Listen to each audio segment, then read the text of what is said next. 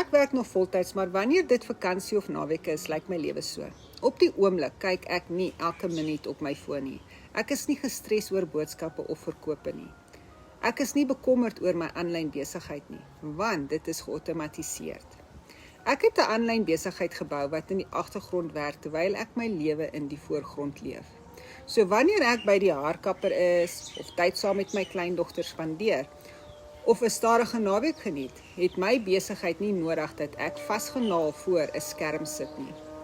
Dis die krag van outomatisering. Dit gaan nie daaroor om jou werk oornag te los nie. Ek werk steeds voltyds. Dit gaan daaroor om iets langs jou werk te bou wat jou met jou tyd, vrede, buigsaamheid en vryheid gee. Ek het in my eie aanlyn besigheid belê sodat my inkomste nie afhang van my konstante teenwoordigheid nie. As jy 'n aanlyn besigheid wil hê wat om jou lewe pas en nie andersom nie, kommentaar info en ek sal jou wys hoe ek dit stap vir stap gebou het en my aanlyn besigheid 'n sukses maak.